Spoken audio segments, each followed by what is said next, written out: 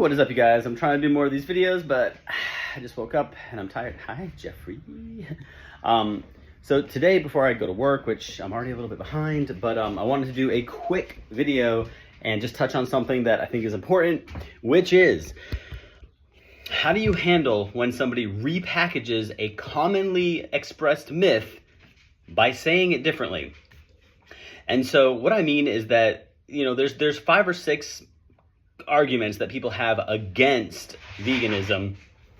My dog's running around the house and scratching his little nails on the floor, and I like how it sounds. So there's a few different myths that people like to sort of espouse when they're trying to excuse their decision to unnecessarily harm animals for taste pleasure, non-vegans. And how do you handle it when somebody takes one of those common myths and repackages it to sort of sound like something else? So the one that I'm going to specifically address is crop death. So the whole concept of crop death, which for some reason this is a really common one because I feel like I've talked about it 6 or 7 times now, but here we go again. So the concept of crop death that non-vegans will use is veganism is bad and wrong, and I'm not going to do it because harvesting crops that vegans can eat still results in animal death.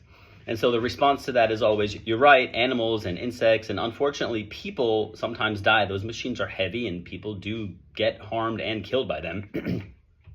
So unfortunately people and animals and insects do die through crop death, and of course plants die too. However, a non-vegan always requires more crops because their diet inherently includes all the crops that are needed to feed the animals who they slaughter. So a cow, a chicken, all these animals, turkeys, all these animals pigs, of course, must eat crops in order to survive, right? So they have to raise those crops, harvest those crops, which result in insect deaths, people deaths, plant deaths, and animal deaths. So all those crops that are required to support a system of animal agriculture result in many times more deaths. It takes many times more crops to support a non-vegan diet than it does to support a vegan diet. A vegan requires about 1/6 of the amount of crops that a non-vegan does.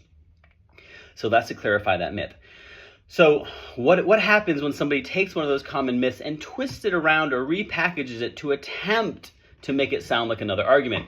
And the specific reason why I bring this one up is because there's an individual in my comments who's actually commented multiple times, and I just haven't gotten to his comment because I'm trying to take them in the order that I get them, but now it's his turn. And so he said something like, and he's out there, I don't have his name, really sorry, I don't have your screen name. I know that's something that people like to do. I might try to at you in the comments if I can get back to your comment, but it's something like, veganism is wrong because you're against eating insects, even though eating insects directly would result in less deaths of insects. And so, the first thing is to always recognize that veganism is about the animals, right? So this individual isn't a vegan, and they're attempting to justify unnecessarily harming animals because vegans don't eat bugs. And again, feel free to correct me if I'm misunderstanding that. And so their attempt here is to say that vegans are wrong, right? Vegans do something wrong by not eating insects. And this really at its core doesn't matter, right? A vegan can do terrible things in their life. Oh my gosh, vegans can be bad people. I've met a few, not a lot, but I've met a few vegans, and I'm pretty annoying too. So to say that, a vegan is doing something wrong and therefore I'm going to keep harming animals, this isn't an excuse. And people will attempt to use things like, well, you're using a cell phone, and cell phone relies on slave labor, and you're supporting slave. Well, you're right, and that sucks, and I do my best to source my items ethically. In fact, I bought myself. I can make all these reasons. At the same time, just because a vegan buys a cell phone, it doesn't justify unnecessarily slaughtering animals every single day or at all. So to back it way up now, if I want to address the merits of his argument rather than just call him out for making an excuse to rape, torture, and kill animals for taste pleasure, at its core, this argument is saying, well, you're wrong. Your approach to life is wrong. Your approach to consuming nutrients is wrong because you don't eat bugs, because if you ate bugs, it would result in less death. So the person is wrong for choosing to harm animals every single day of their life, or however often they do it, even once is wrong. But their reasoning, their logic is also flawed and incorrect, and their understanding of the system is incorrect as well.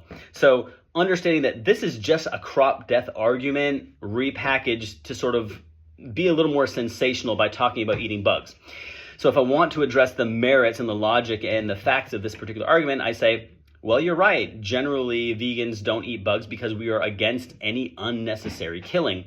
And so many vegans will argue that, in fact, insects, bugs, do have a certain level of sentience that we believe it is wrong to take away.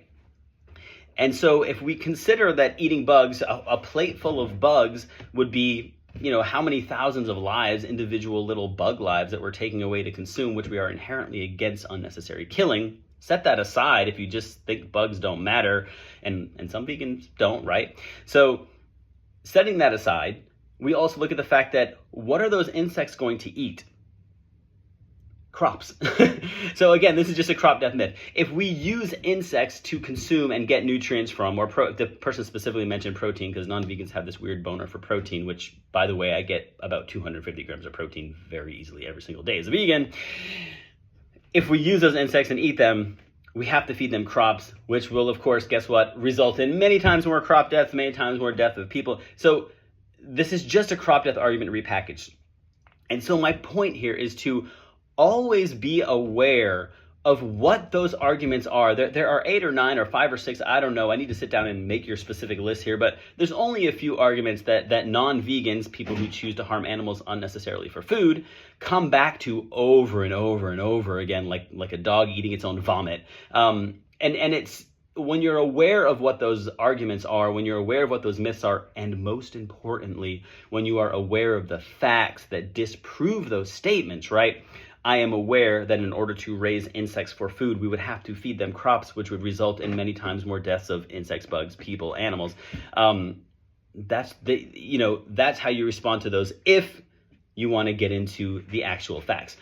And the problem with that sometimes, the problem with arguing facts with non-vegans is that they'll just move to the next thing, and then you'll disprove that, and you'll move to the next thing, and they'll disprove that, and then they'll just say, well, I like how it tastes, or I don't care, or I guess I'm just a bad person. So it's always good to have the facts and kind of dip out. That's what I sort of try to do. If somebody says, well, animals die because of vegans, I say, well, more animals die to raise the crops that you use to feed the animals you slaughter.